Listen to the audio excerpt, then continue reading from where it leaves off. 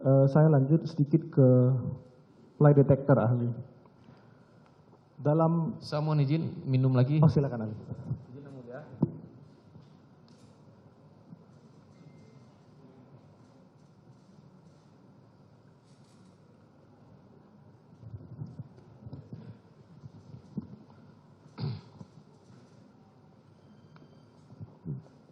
Saya lanjut sedikit ke lie detector ya, ahli ya.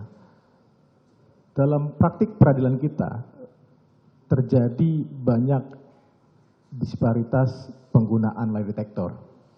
Dalam kasus tertentu, jaksa menggunakan kalau dianggap lie detector ini menguntungkan. Dalam banyak kasus juga, lie detector hasilnya sering tidak dipakai, bahkan mungkin disembunyikan. Izin Bapak Ketua Majelis.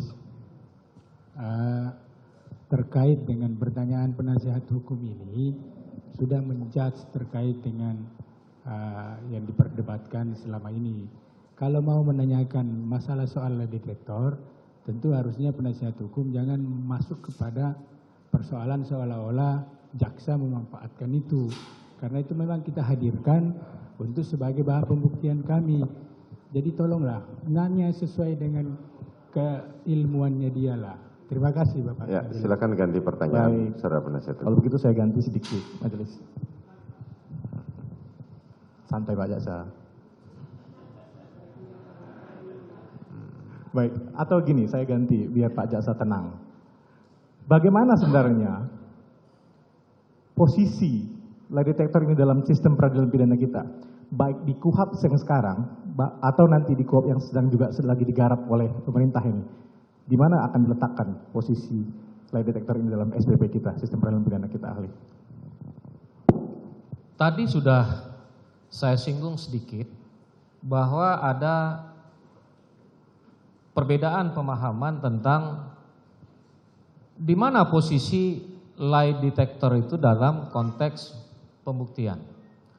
Ada yang menyebut lie detector itu adalah alat bukti, ada yang menyebut dia adalah barang bukti.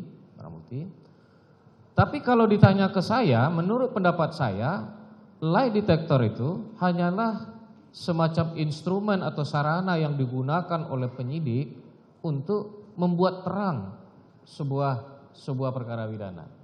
Jadi hanya semacam alat bantu bagi penegak hukum untuk membuat terang sebuah tindak pidana. Dan dia tidak menjadi alat bukti.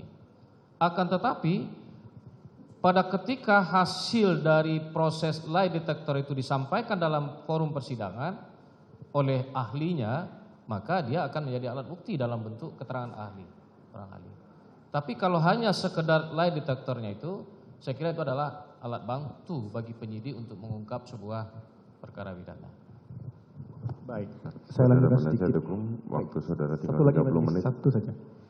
Tadi disebutkan oleh rekan saya, pengaturan mengenai lie detector ada di Perkapolri gitu ya, meskipun tidak diatur di level setingkat undang-undang.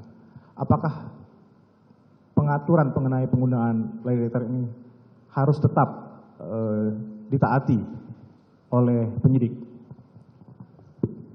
Pertanyaannya adalah apakah Perkapolri itu, Perkap itu merupakan peraturan perundang-undangan apa tidak? Ya. Kalau dilihat dari posisinya, Perkap itu kan dimuat di Berita Negara Republik Indonesia, di Berita Negara. Oleh karena itu dia punya kekuatan mengikat.